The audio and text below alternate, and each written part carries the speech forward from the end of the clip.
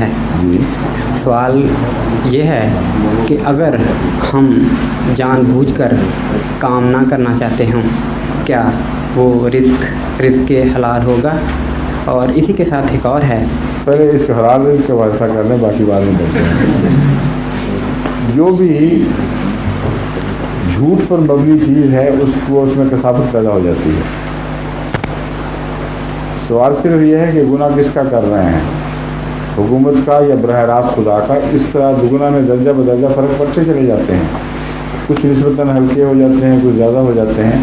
لیکن بنیادی طور پر جو فیصلہ کن امر ہے وہ یہ ہے کہ ایک شخص نے ٹیڑھی طبیعت سے اپنے نفس کو بھی دھوکہ دیا، ظلم کیا، اور حکومت کو بھی دھوکہ دیا. اس نے دھوکہ دیا، اور دھوکہ بہرحال جرم ہے.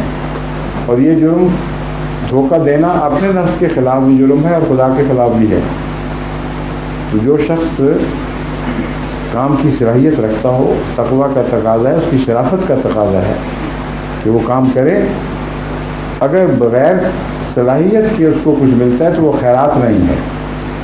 کیونکہ ان قوموں نے ٹیکس اتنے بڑھا دیے ہیں کہ معاشرے کی طرف سے ایک قسم کا بیمہ ہے کہ جو شخص بھی محروم ہوگا کام سے، چونکہ تم لوگ بالعموم بحیثیت قوم کے ٹیکس زیادہ دے رہے ہو، اس کا ایک حصہ تمہارے مجبور بھائیوں کی طرف چلا جائے گا. کیونکہ قومی طور پر یہ ذمہ داری ہے کہ کوئی شخص بھوکا نہ رہے، کوئی شخص بنیادی ضرورتوں سے محروم نہ رہے. یہ اصول ہے.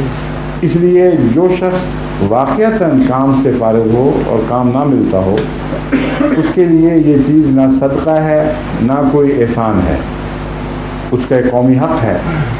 لیکن جو شخص ناجائز طور پر اس کو دیتا ہے، اس کے لیے یہ حق نہیں رہے گا، چوری ہو جائے گی.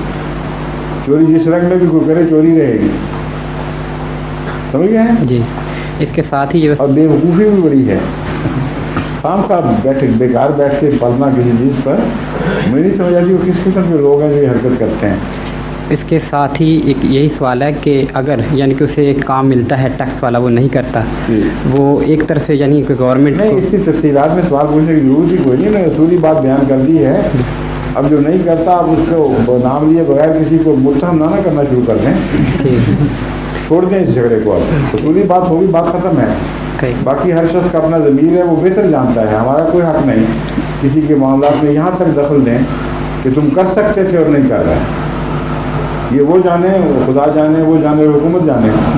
اصولی فیصلہ کرنا کام تھا میرا، وہ میں نے کر لیا. اس کے بعد میں آئندہ تفصیلی جواب نہیں دوں گا.